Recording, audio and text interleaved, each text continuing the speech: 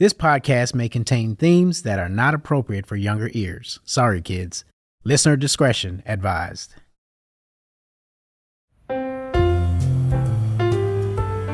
We are here in the heart of the Big Apple in Manhattan, and it's right around Christmas time, which is a magical time to be here.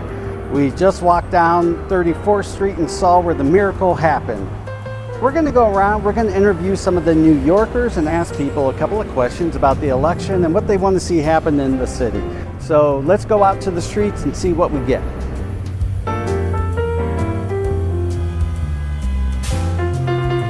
Excuse me, pigeons. Pigeons? Can I interview you real quick? Can I ask you a question? I'm getting paid for this? No. All right, no. You're getting paid. It's brisk. So you live in the city. Born and raised. I'm here 84 years. I'm not from New York, though. I don't know anything. There you go. That was for the meal. This right here you talking about? Yes, we bought it for the meal. Is smiling your favorite? What do we think? Well, Pigeons, hello? Will any of you be interviewed? They didn't have much to say.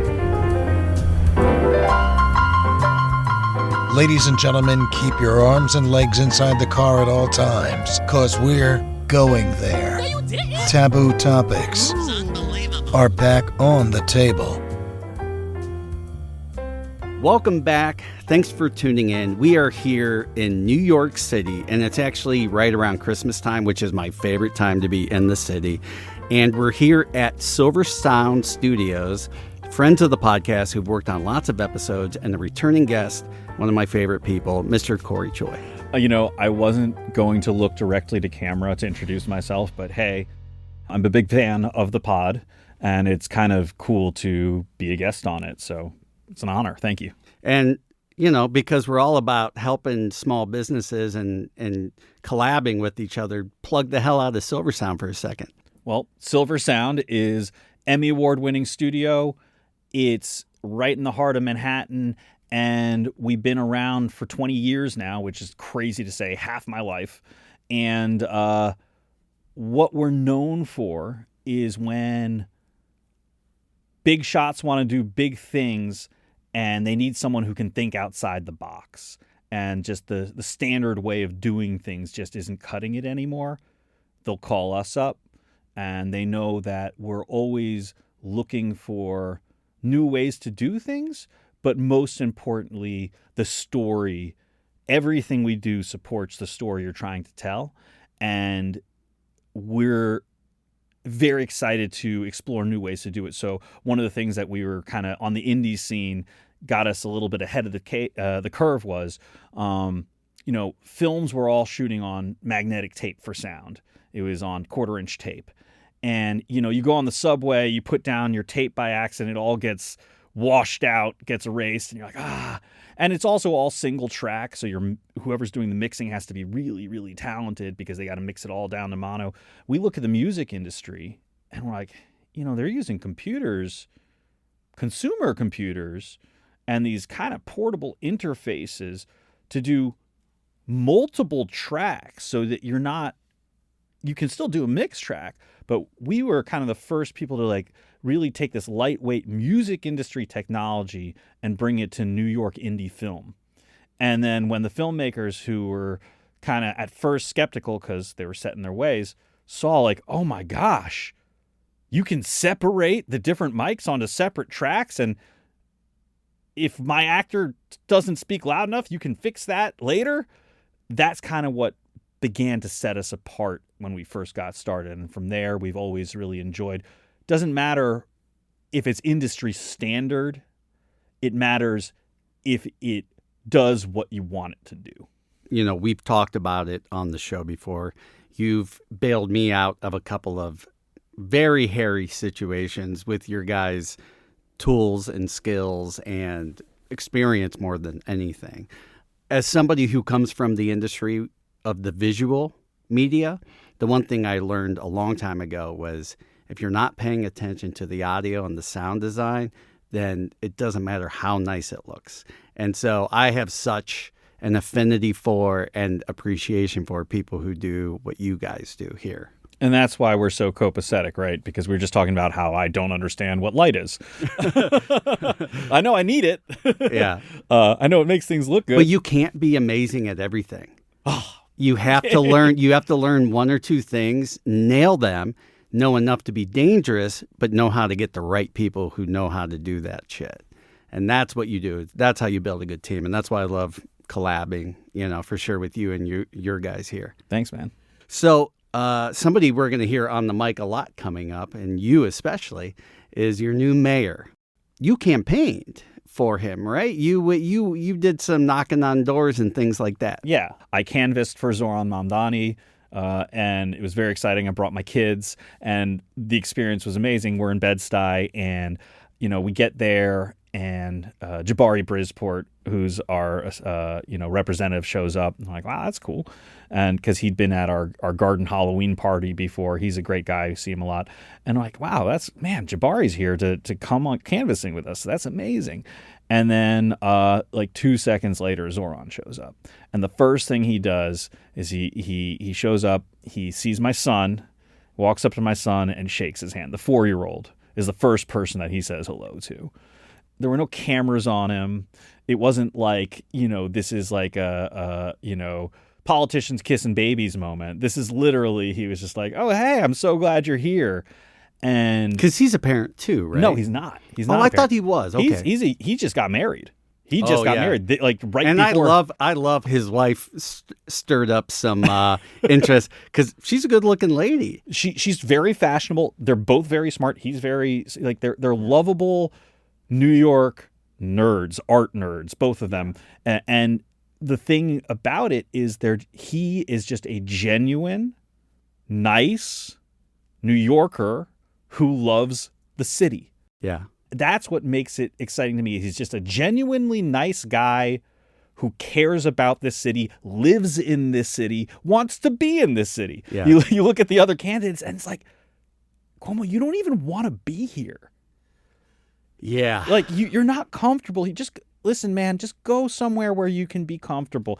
This is not where you want to be. So as an outsider looking in, what is it that you think a lot of people don't see that as a New Yorker you see about the candidate, the election, and the race that ensued? So what I would say, at least from my perspective as a New Yorker to folks outside of the city, that they might not see, I don't know, because I don't live, I got a New York City perspective, but that's what I want, though. That's perfect. But the thing about Zoran is he seems to genuinely, like I just said, he just seems to genuinely like the city. He makes a point to check out all the different parts of the city.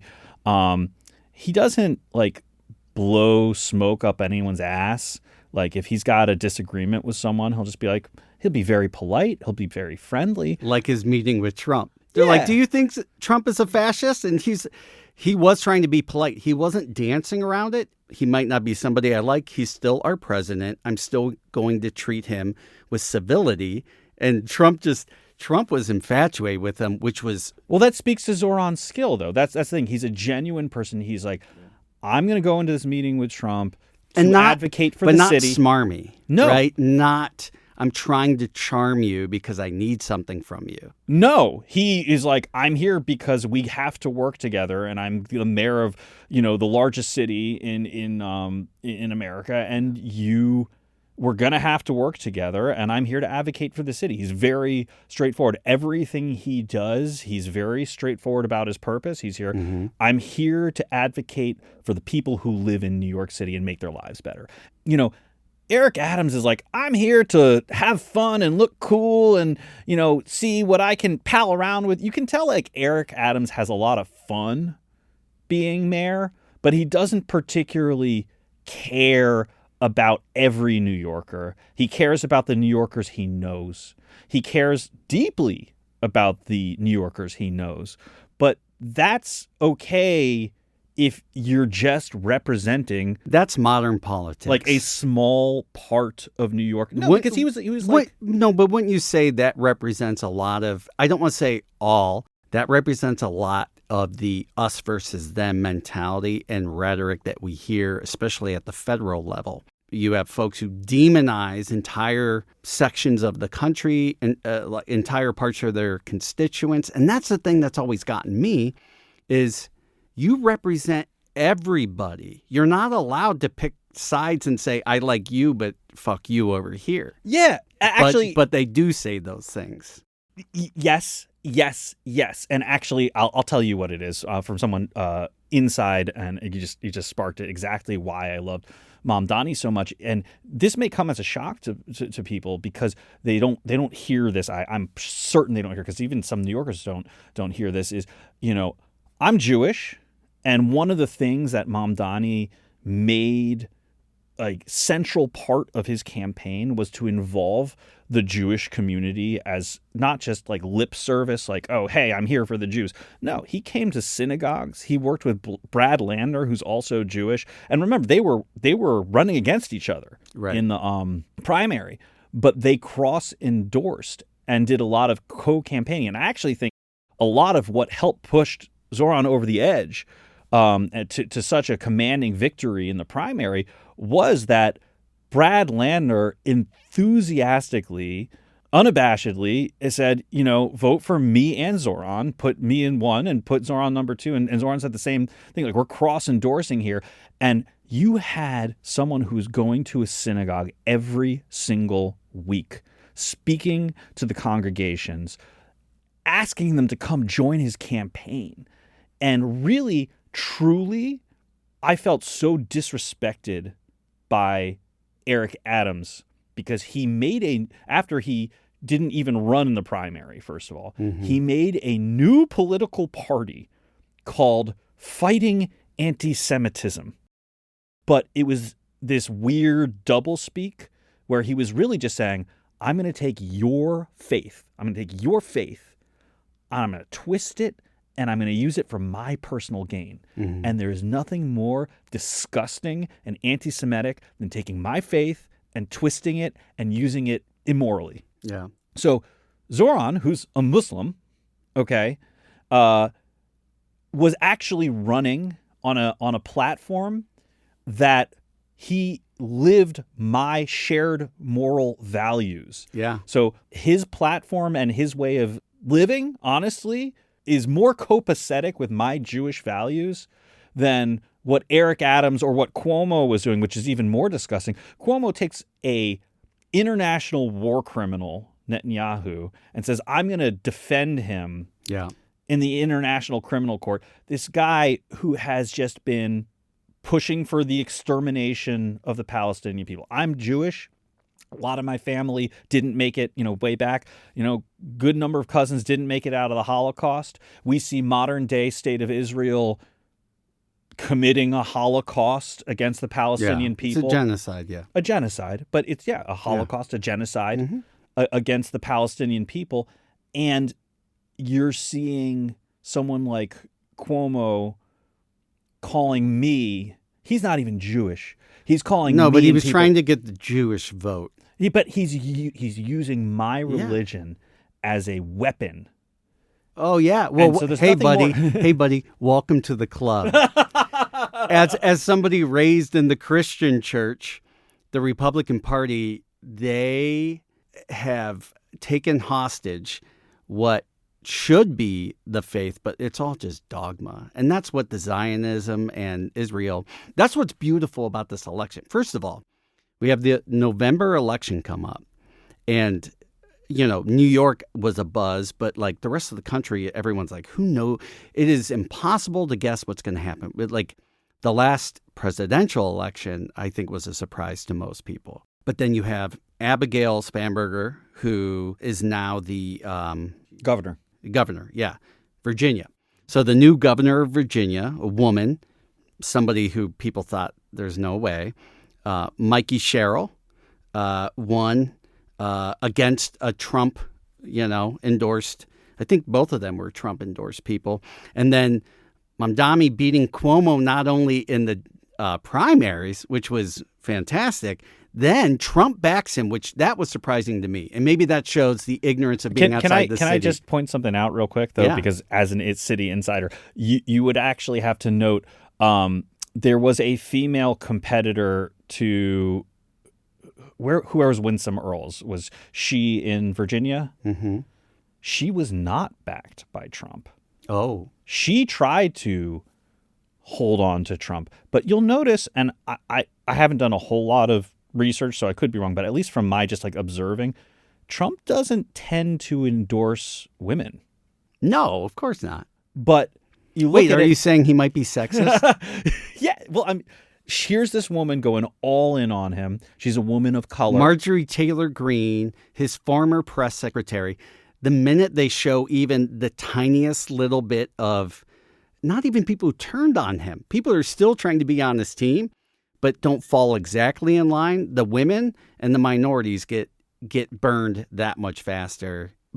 Again, this is not my opinion. This is just like if you look at the history of the people. Now, he turns on everybody who eventually steps out of line with him. Mike Pence, people wanted to hang him at the insurrection. But like women is even faster. You have women who didn't even say anything against Trump, who fully supported him, but they presented data in a news interview that he didn't like, and he was like, "She's an idiot." So you look at the race. You do have to just kind of say he in this latest Tennessee election where it was a lot closer than anybody thought. Trump went all in against the Democratic, candidate Afton, who's a woman, Mm-hmm. and he went ahead and endorsed and did several like tele rallies and went all in on her white male opponent. But in Virginia, when Abigail Spanberger is up against a woman of color, you'll notice he couldn't do it. Well, that may have been the smartest thing I've seen Trump do, because if you watched any of the debates, that woman, that was one of those people who I feel bad for black women. I already feel bad for the average black woman. You feel bad for them in the way they're treated badly just by society here? By society. They're the lowest on the totem pole when it comes to capitalism and the way that there's already a power dynamic and power differential between men and women, but black women get the racism and sexism and everything else. But that woman got up there and represented, like, you want to see a black female succeed, and she was one of the most ignorant human beings. Like, you heard what she said, like, that's not, her whole platform was anti-trans, like, hatred. Yeah, and they were like, that's discrimination. She goes, that's not discrimination. Yeah, that was mind-blowing. She was a pretty unfortunate candidate. That's true. Yes. But back to Mamdani, and the thing that is kind of amazing. So not only is he clearly very genuine and smart and nice, mm-hmm. and actually cares about the city, has a moral barometer, just is willing to walk the talk. He went on mm-hmm. a hunger strike to help cabbies, because the city really threw.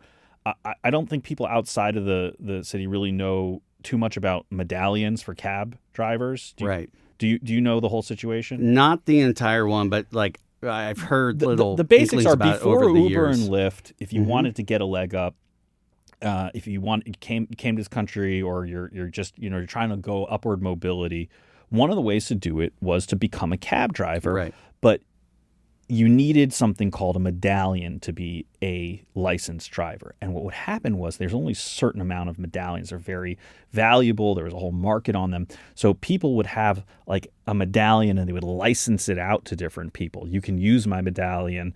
But you have to pay me a monthly rent. Oh, I didn't know that. Yeah. And so like, you'd have these people who just like collect medallions and stuff. But if you were able to buy your own medallion, uh-huh. this was this promise that you were it's like buying a house. Yeah. You're going to have generational wealth where you can give this thing to. So the city had been inflating the price of the medallion, and they convinced a lot of cab drivers to basically go into mortgage debt, but it's not protected like a house. So this medallion costs $1 million, $1.5 million. They get their life savings. They put themselves. They Get all Is the that roses. how much that they were charging? Million and a half to buy a medallion. Oh wow! That's And so ridiculous. these cab drivers Even wait, but if you're a independent Yes. contractor, not every single cab out there would have to have it, right? every single cab I think had to have a medallion associated. But some of them, the company, I assume, would pay for it, or the company would pay. They would lease it out to different cab drivers. Wow. But if you wanted to have your ticket to the middle class, if you owned the bottom of the middle class, right? you own the medallion, that was like transformational, right? So a lot of people sold their life savings, did everything. They got these medallions, and then They realized that the American dream is a sham. because the city all of a sudden said, we're going to let unlimited people drive cabs without a medallion. It's called Uber and Lyft. Yeah, They don't have to have medallions because they're technically a limousine service. right. And all of a sudden, the medallions have no value. These people they're in massive amounts of debts, and they've ruined their whole lives.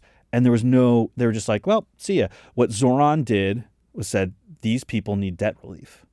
And he was willing to, as an assembly member, literally go on a hunger strike because some of these cabbies were committing suicide. But he wasn't running for anything. He had already won. So he wasn't trying to draw attention to himself. He was drawing attention to the cab drivers, which is where it should be. Yeah. Right? The thing is, like, Zoran will draw attention to the situation and the people that need the help, and he'll use his platform to do it. Yeah. What was it? But Eric Adams will make that whole thing about himself. Oh, so he's a politician. Cuomo will make everything about himself. Yeah. Zoran, obviously, enjoys like being in the political world, but you can tell Because he's a public servant, not because of the fame or the eyes or the limelight. I think he's a true public servant. Yeah. And they're rare, but we're seeing a rise in them again, which is hopeful.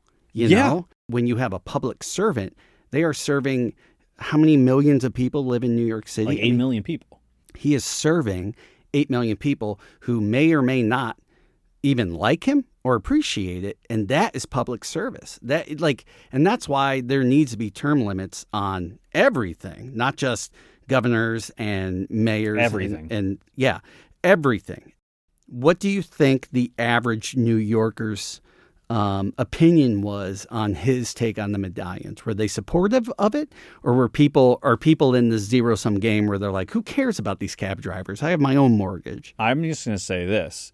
A lot of people think there's an average New Yorker, and I don't think there is. I realize you can't speak for all New Yorkers. I think part of what makes New York so amazing to live in, it's borough to borough, door to door. There are definitely borough and neighborhoods that are vastly different, but there are places where there are agreements. Sure. And I think Zoran focused on the areas of agreement in his campaign, and everyone across the board, except for, and I will say, the only place where you're not going to have agreement is with the billionaire class. Well, yeah, of course. But that is, you're in New York City, and there's a surprisingly large amount of billionaires here. But that's the beautiful thing about democracy.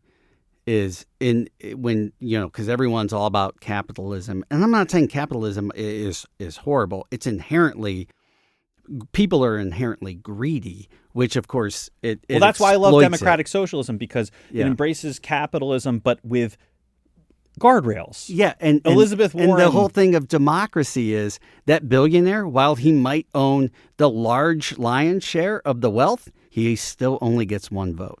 And that's what makes democracy beautiful. That you are correct about that.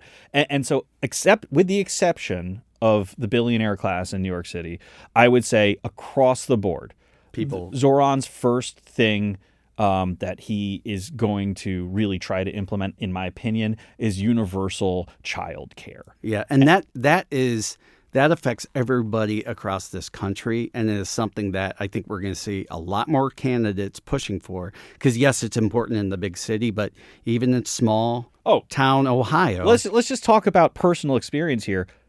New York City is an amazing place to live because we have universal 3K. I don't think people know that. Before Zora and I even got here, we have universal 3K. 3K? 3K. I have a 4-year-old son, okay? He's 4.5 years old. He is in his second year of school, free public education. In his second year, he's in a French immersion class.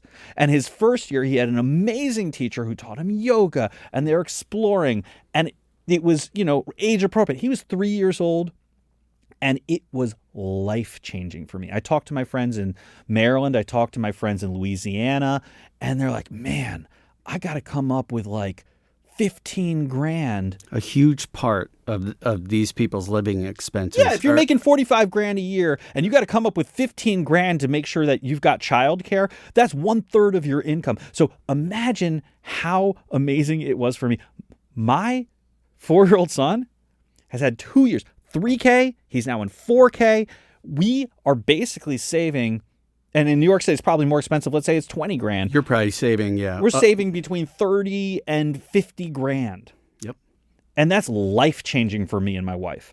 Now imagine every single New Yorker is going to have that ability, 3K, pre-K, without Mamdani. So universal child care for people who are parents. The next thing he's talking about is freezing the rent on rent-stabilized buildings. And people are like, oh, well, it's just on rent-controlled or rent-stabilized buildings. There's like, I think 1 in 8 New Yorkers, I think there's like 2 million units, or I don't know the stats, but like it's some massive amount. There's like over 1 million people who have these apartments. And if they're rent-stabilized and you freeze that rent, because one of the things that just ruins your life, and I'm just constantly thinking about, and like everybody in New York, it's like, how am I going to pay rent if it just goes up constantly? Yeah. People say, and people say cost of living keeps rising across the country, but our income isn't moving at that rate whatsoever. We don't get a 5% bump in pay every year as freelancers. Even as people just out in the world. Yeah, 5% bump?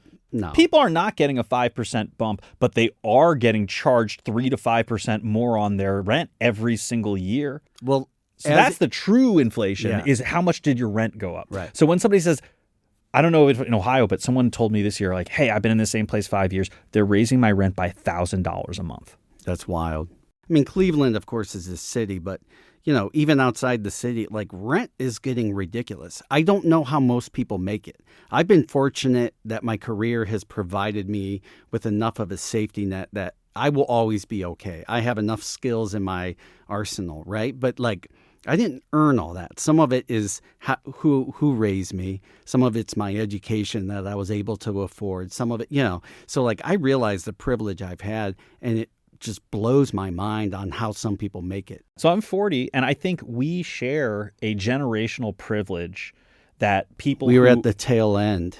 We have generational privilege that folks who are in their 20s right now will never have. Don't have, because we were in a zone where the rent was about half of what it is now. Cost of living was so tiny. You didn't have smartphones when we started out. You just had cell phones. And half the country still didn't have a cell phone, right? So like you didn't have to worry about you may have had to have internet, but your Wi-Fi and everything else, like you were doing bare basics. You and I are essentially cuspers. You're at the tail end of the Zennials, and we caught the tail end of the American dream.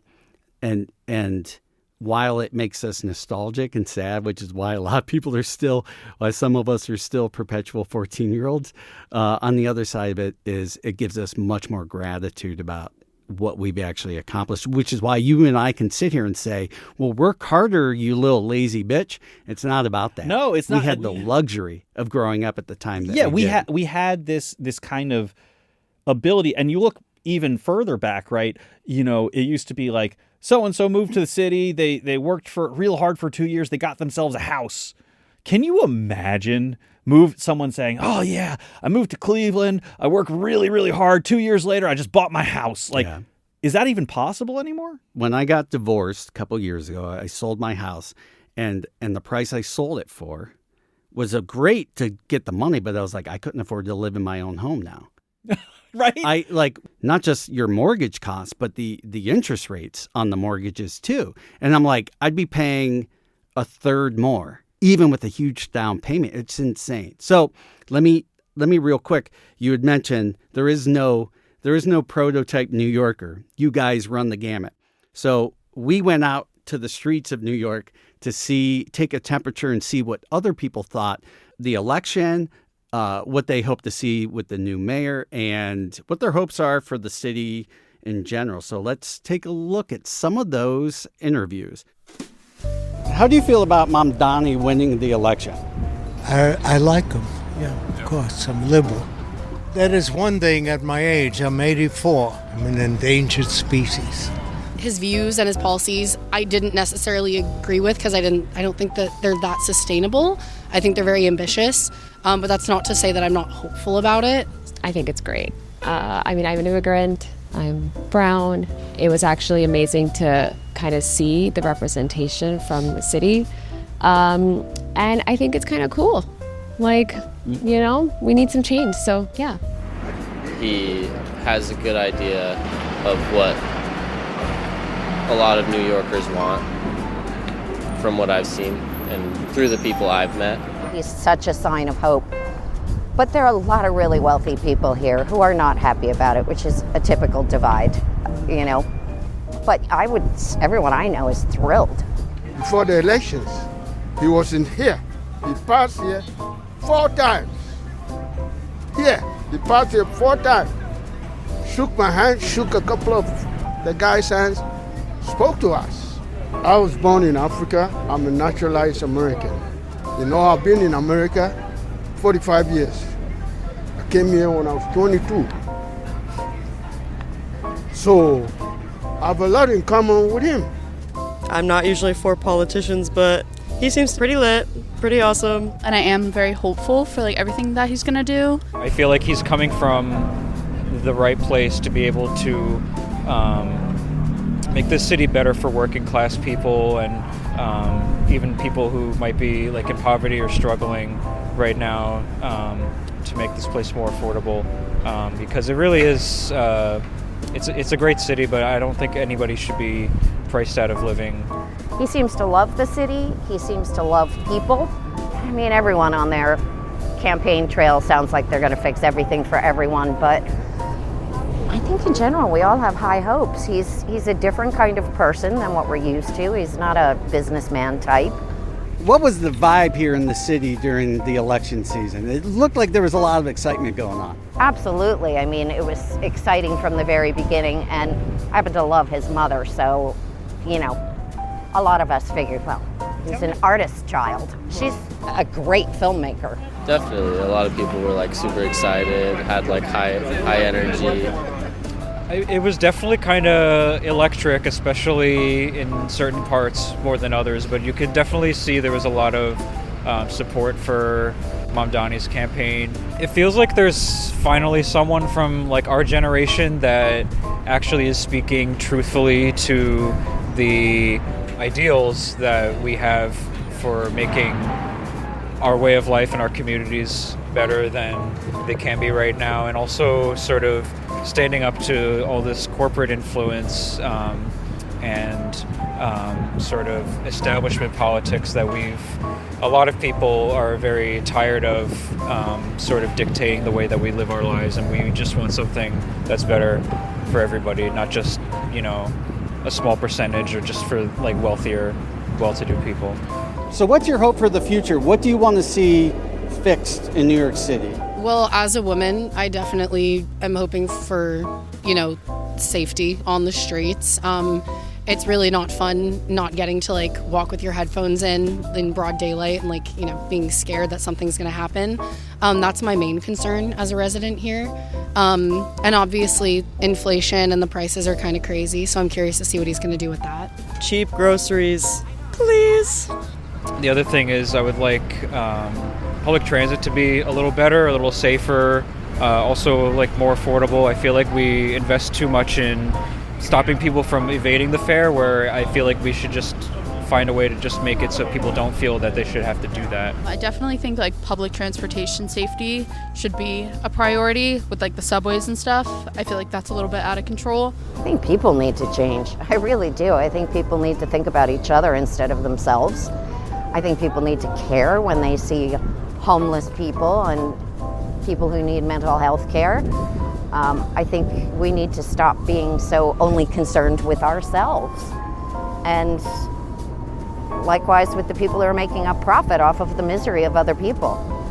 You know, I was walking on 6th Avenue in October, and a guy hit me on the back of the head and then ran away and broke my eyeglasses. So I think we should do something, although I don't know, because I'm a big fan of civil liberties, what you can do about the walking wounded. Yeah, the man was obviously crazy. This is a quality of life issue. I never had that in all the years I'm living in the city, you know. Obviously, everything's really expensive. Do I think he's going to fix it all? No. But I think some of this is the objective and the thought behind it, I think is really important, because if we don't try... Definitely the cost of living is a bit high. There is obviously stark differences, right, with people like me that are able to work here and, you know, and maybe afford some of the things, but then also seeing kind of the polarization. So I think that is, you know, that would be really good to see if we can kind of bridge that gap a little bit more. I've been rooting for Mamdani for a while, so I'm excited to see what 2026 will bring us with his administration. So, of course, there's a variety of answers, and even some of the people that we've just talked to who weren't in any of the footage. The two main themes, and one you spoke to, which is cost of living, trying to make things more affordable.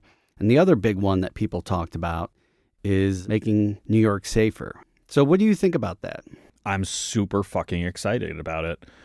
You can't have, and I think about this all the time, it doesn't matter to me personally how much groceries cost if I walk outside my door and there's a risk of a fucking masked thug with a machine gun like threatening my family, some ICE motherfucker being like, I'm gonna hurt you, or some like, and it doesn't matter if it's ICE, doesn't matter if it's like FBI or NYPD. Well, if you've got some asshole or gang member. I was gonna say that's the issue, is some of the political answers that people have had to violence is, let's just send in the National Guard. Well, that's so fucked up for so many reasons. Yeah.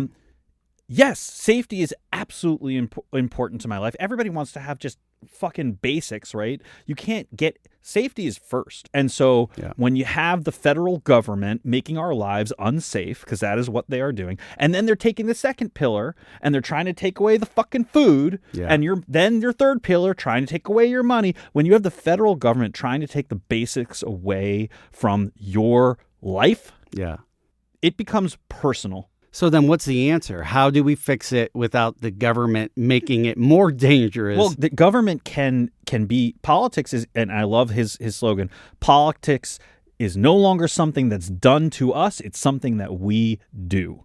And New Yorkers getting involved in politics is big because it allows us to set the rules that we live by. So part of what Mamdani is going to do is make the Department of I forget it. It's separating. It was like community safety, Department of Community Safety, where you take an entire section of mental health calls, and he's taking it out of the police force. He's making a new Department of Community Safety, where people are going to respond to mental health calls and homelessness, not with some guy with a gun who's trained to beat people up, but with a social worker. Wait, do you mean a cop who's trained to take down bad guys wearing a bulletproof vest with several weapons on him isn't the first person you want coming to you if you're having a panic attack? No.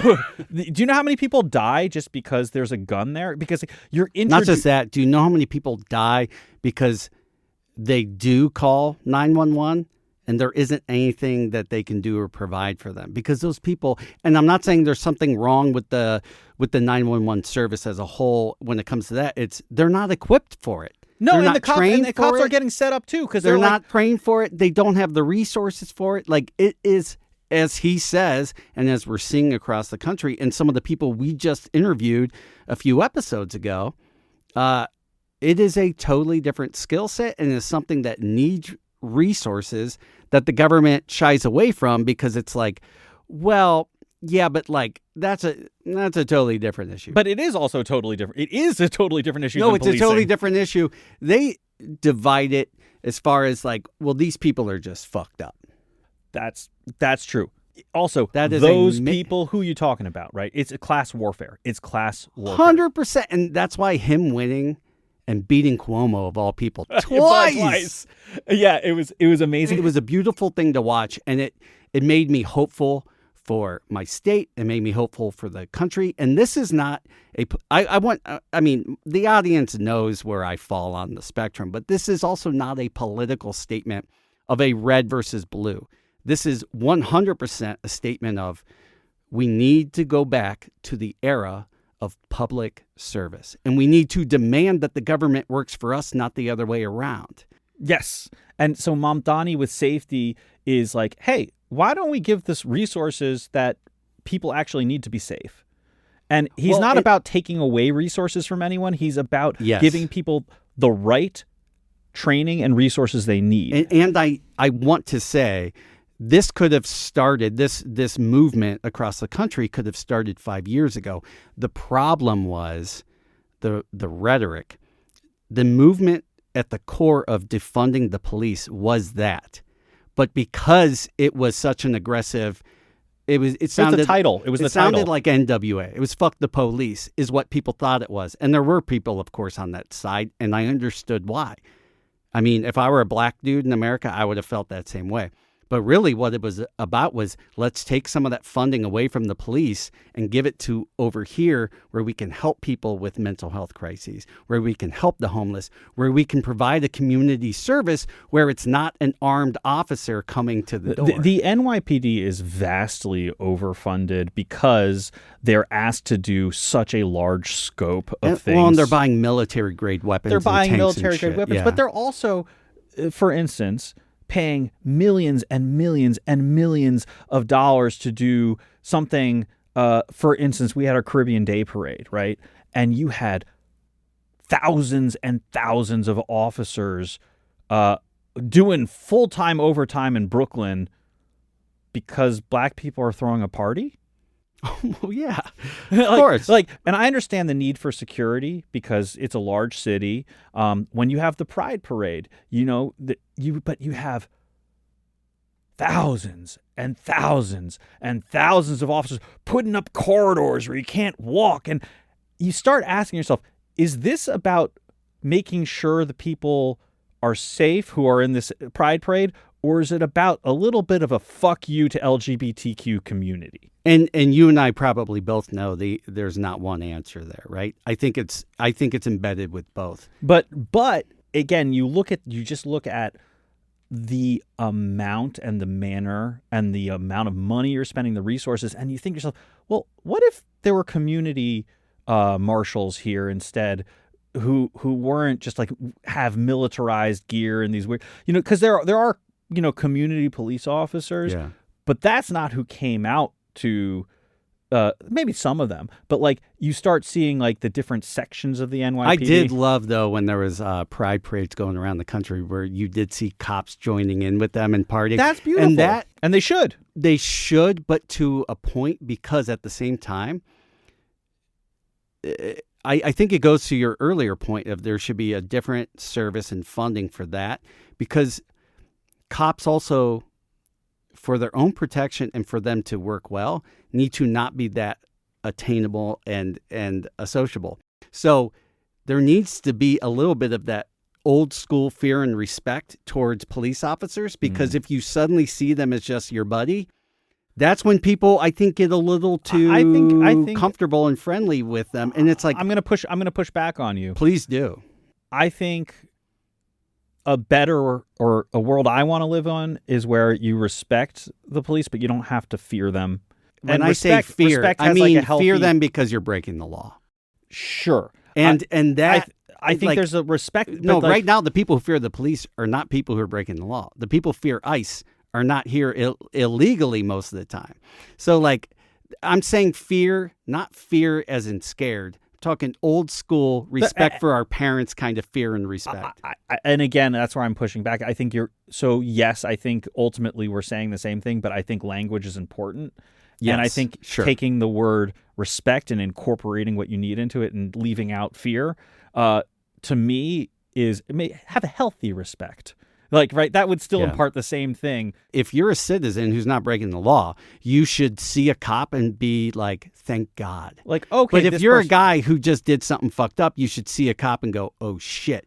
But right now, the wrong people are saying, oh, shit, and the other people are going, thank God. That's right. Like, you know, it says courtesy, professionalism, respect on NYPD, and like they're supposed to serve and protect, right? That's their whole thing. Serve and protect.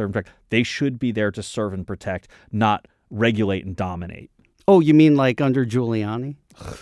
Sorry, were you? I was. How young were you during Giuliani? Yeah, you weren't even voting age, probably. I miss Giuliani, but I did feel the tail end of stop and frisk in Bed-Stuy. And you'll notice, actually, one thing that I really don't like about Adams and I don't like about Jessica Tisch, who is being retained by Mamdani, by the way, is they very quietly reinstated basically stop and frisk. It's called a living violation. And you said, what the fuck is a living violation? And what a living violation is a quality of life violation. And what it really means is if the NYPD thinks... Profiling. Yeah. If the NYPD thinks that you might be affecting quality of life, it's stop and frisk.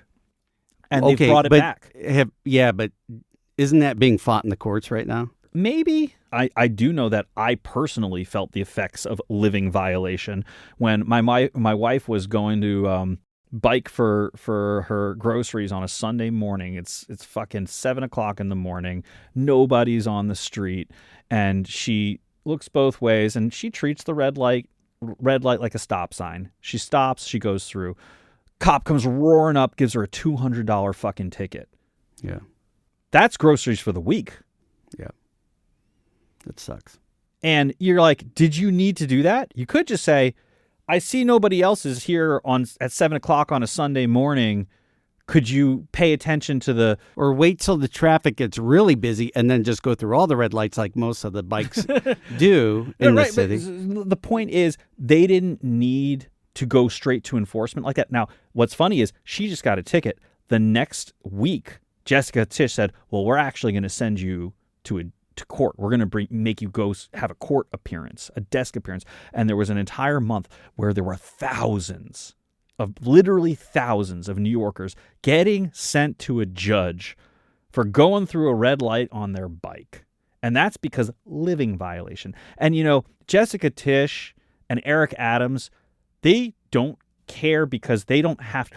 You know how much it fucks with your life to take a day off of work, to have to go be humiliated in front of a judge and say, yeah, I was going grocery shopping and I treated the red light like a stop sign.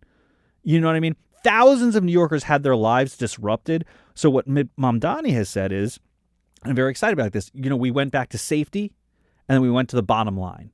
How many people's lives are going to get totally fucked by losing an entire day of pay while they're trying to go buy groceries? Or they lose an entire day of pay, or maybe more than an entire day of pay. Yeah, unless you're trying to fight it, obviously. Like, you shouldn't have to do any of that shit. So point is like, entire day of pay penalty, a second day of work to go to court. Okay, so now you're losing 2 days of fucking pay.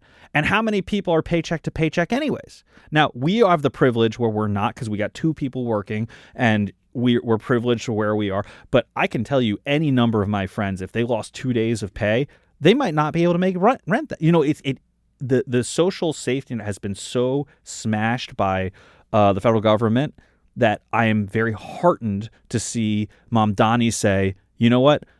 If the federal government is no longer willing to provide, we're going to make sure the city provides. Yeah. And you know what? It's up to the states and the local governments at this point. The city it really is a fucking great place to live. Yeah. And it's going to be a better place to live because Mamdani and the people around him and the people he's brought and the policies, not just him, the policies that Mamdani wants to make true in our city are all about just making the city a better, safer, more affordable place to live. Obviously, I was so happy he won personally, even though it doesn't impact me directly. But it does, though. It's like a mood, right? It's a movement, too. But what I'll say is, at the same time, there's part of me that's sad that basic common sense and human decency are such a shock today. But they are.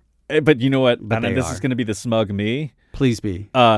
They're a New York City motherfucking thing. Basic human decency, that's a New York City thing. Like, respect for your fellow man. We can say, you know what? It's a fucking New York City thing. We love and treat people with basic respect. And you know what? When Mamdani made that win, it showed the whole fucking world what I knew in my heart and why. You know, I came to New York when I was 17. I thought I'll be here for a few weeks. I've never left. And it's because I fucking love this city. I love the people in the city. And we have come together to say, despite the whole shitstorm of like Nazism and fascism that has run rampant in our country, we, the 8 million people of New York City, are going to treat people with basic human decency. And you elected a Muslim. Yep. A very nice... But Muslim was used as a pejorative term during the Obama candidacy, where people, they were no longer just saying, we heard he might have ties to this or that, or he might be this. It was literally Muslim, as though they use Muslim equals terrorist. They use it as a negative adjective. That's what I'm saying. Which is so racist. And you saw it in the last election with Trump, where he used Palestinian basically as a synonym for asshole. People used Muslim as immigrant. Yeah, immigrant. Somebody talked about this. They looked at all of his speeches, and any time he said the word immigrant, he either implied or added literally to the term illegal, meaning whether or not he realized he's doing it. No, he was very on purpose. He embedded it in the minds of his listeners and followers and supporters that immigrant equals criminal. And W and Cheney. From a felon of how many counts? I mean, criminality is, of course, also subjective, and class, you move up the list when you're... Yeah, and now he's pardoning, the biggest drug runner. But let's go off that for a second, though. But you look at the W and, like you said, W and Cheney turned Muslim to equal terrorist, and you have Trump trying to turn immigrant to equal illegal. Well, I'm just going to say, I want patriot to mean decent. I want patriotism to be loving. I want patriotism to mean caring for your neighbors. Which is why I loved during this last election cycle that people started taking back the terms freedom, liberty, patriot, and waving the American flag, because I even felt like the American flag no longer represented most of us for a long time. And now seeing the pride behind the flag again, and I'm like, yes, we need to take it back. Let's take our fucking flag back, and let's take patriotism back, because and I'm excited because Mamdani is part of the freedom movement. And the big thing that people need to understand in a time of disinformation and prideful ignorance is that there is a giant difference between patriot and nationalist. If we can start to let people in on that, when they call themselves a patriot, it takes people, especially like me, white, cis, straight, male, privileged background, but even you, to call that out when we see it and go, what you're talking about actually isn't patriotism. Patriotism means loving your country, but loving your country means loving the people who live in your country with you. The people. And not loving your country at the expense of other people, even outside the country. To say we're number one, so fuck you, is also not patriotism. No, it's loving the people around you. Yes. So before we wrap up, I do want to call to front and center an appreciation for and the true risk of even doing a simple episode like this, because you are a business owner. Yes, you're in New York City, which is leans very blue, always has, right? Or at least most of our lives. But there is a risk, and I talk about this a lot with friends when they ask, oh, well, you're a business owner. Do you want your name? Do you want the business associated with your podcast? And I'm like, first of all, hopefully if you listen to the show, you see I'm objective. Like, I respect you, whoever you are, as long as what you show up with is respect for other humans. You know, if you're someone like, no, we should kill all the Jews. No, I don't respect you, and I think you're a bad person. I'm not going to come after you and try to kill you. But like, no, I'm not with you, bro. But like, I have friends and family who are conservatives, and we can at least have discourse, and we can show respect. And I still call out those microaggressions. I had to do one while on the road this week with some lady saying some nonsense, and I was as polite as I could be. But I'm like, no, that's wrong. That's racist. And it's not a talking down to or scolding, but you are taking a risk being on a show like this, or even putting your voice out there. You're very vocal. Anyone who knows you personally, you're very fucking vocal. You make me seem like an old school conservative sometimes, and I fucking love that about you. Why do you risk possible revenue? Compromising your moral values and your basic humanity is never a good business decision. And I'm just going to say, when clients want to work with us, when clients want to work with anyone, they want to work with somebody they can trust. But yeah, and they don't even, most of the time, at least this is what I get on my end. They don't work with Frame One. They want to work with Matt. Yeah. Even if they're not working directly with me the whole time, it's like, you are your business and there is no separation. And with this podcast, me and my business are the holy trinity of my existence. For me, at least from my perspective, is clients want to work with somebody who they can trust, right? If they're true clients, they want to really build a relationship. Sometimes in business, like, you have something where like an entity wants to just like eat you or use you. But if it's a true relationship, like I'm providing this client with a service and helping them achieve their goal and realize their dreams, they have to trust me, and they have to trust my company, the people who work here. And if you don't have basic human decency, if you're not willing to just do the basics for other people, how can you trust this person to right for you as a provider of services? You know, if I see that a guy doesn't pay his contractors, or he orders up a whole bunch of work and then stiffs them on the overtime, which happens a lot more than people would think. Well, you just look at where the corruption is coming from.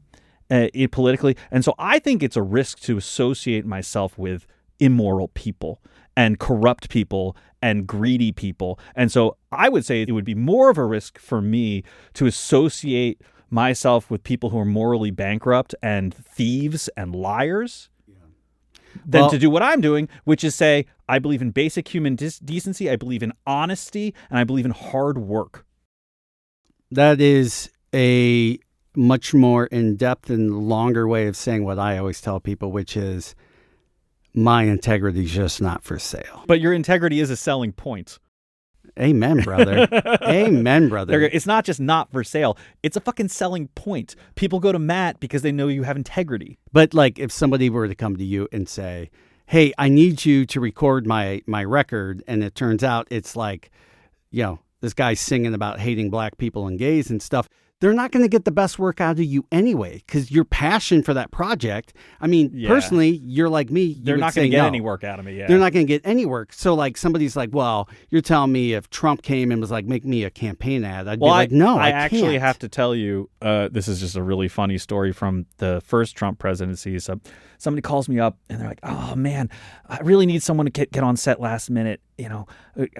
Just need somebody there. I don't know what's going on, but like, it's just like everybody keeps dropping out. It's a hard day for me, man. Can you just get someone over here? Oh, Jesus. Who was it? And I was like, well, we got somebody available. Can you just tell me what we're doing? Because it was weird because, when you work on film and television, you think that you should know.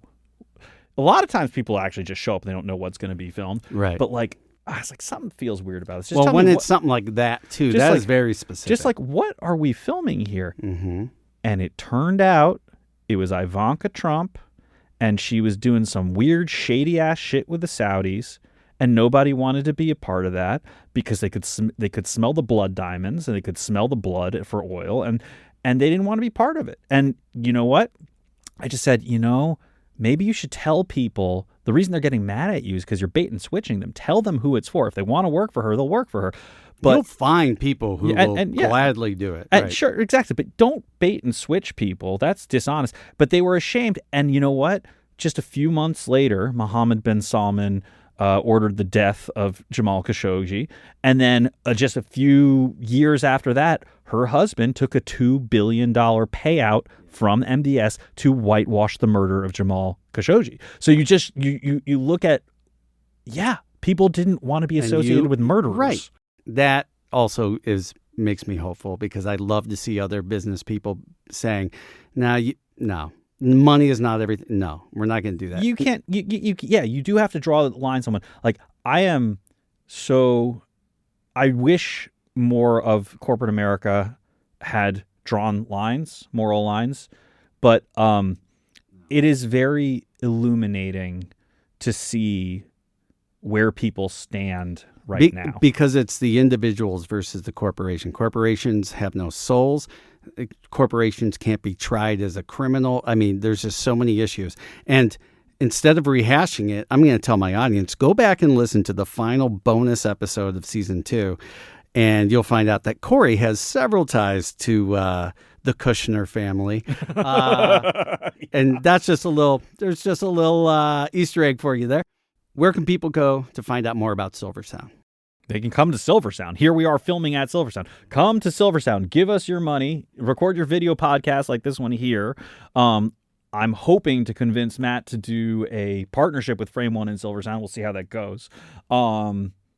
Give us your audio, but we do audio storytelling. We've been around 20 years because we do everything audio, and it's from video games to virtual experiences to live sound to live streaming. We have people who are experienced across the gamut. So just reliable, professional, smart, fast. URLs. www.silversound.us. I'd like to end episodes of season 3 with a slightly off-topic question that still ties in. And so my final question for you is, favorite New York moment? I'll just tell you, it's not my favorite New York moment, but it is one that stands out as just like, well, that's a New York moment. I'm in my very early 20s, and I live in the East Village in this, like, I think it's like maybe it was an 8x8 room or a 10x10 room, no windows, had the hot water for the pipe building running through it. So it was like always like 1,000,000 degrees, always smelled kind of like poop. And so I got out a lot, and I was sitting there on the bench, on the East River, and there's like a lot of construction or whatever. And we're looking out, and we're just like, are those two people just like having sex like right over there? And we're just like, oh yeah, they are. And then we look over, and there's just like 2 other people hanging out on the other bench and then on the street, and we just realized there's just like 10 of us, like 10 different couples, like trying to enjoy the the East River, and there's just like a couple just banging it out like right in the middle of everywhere on one of the benches, and we're just like, how about that? Well, you know what? You might see more of that, because they're gonna be like, Universal 3K, buddy. It was just that was a very New York. I wouldn't say it's my favorite New York moment, but that's it's a very good story. But can I tell you, the podcast appreciates But actually, let me take that off though. Let me give you my favorite New York moment. But can I still use that one in the edit? You can if you want. But I'll still use this one. Okay, but this one's actually my favorite New York moment. My favorite New York moment is I'm going down to visit my friend, and he's like, "Look, man, you gotta come to Ditmas Park."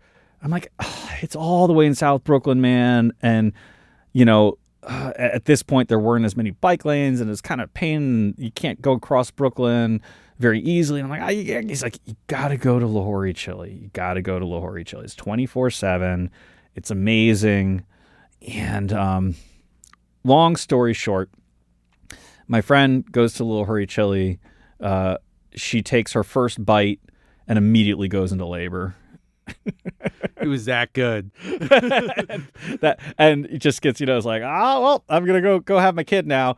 And that was a pretty fun New York moment. One was about making babies, one was about having babies. Perfection. Yeah. Corey, thank you so much for not only hosting us and helping us produce this episode, but for sharing your stories and your candor. And this is why you and I can't have short phone calls, and because they always go like this. And I love when you and I get time to sit down and chat. So thank you for doing this. Thank you to your team for helping us with the field interviews. Oh, Ivan, Tom. Yeah. Shout them both out. Yeah. Ivan in particular. Yeah, your guys, your crew here is great, and I love me some good audio nerds because those are my people, man. Those are my people. And thank all of you who went out and voted, regardless of how you voted or where you voted. Thank you for reminding the government that they work for us. Thank you for tuning in for another episode, and let's all be hopeful together for what the future may hold, regardless of where you live. Let's all hold on to that hope, and we'll see you next time. We just went there. Now you can go to thegoingtherepodcast.com for links to all the podcast platforms, our socials, and of course, YouTube. While you're at it, give us a rating, share with a friend, and subscribe. This podcast is brought to you in part by its host and Frame One Media, in association with Kaylee Williams, Joe Calley, and Bobby Thomas.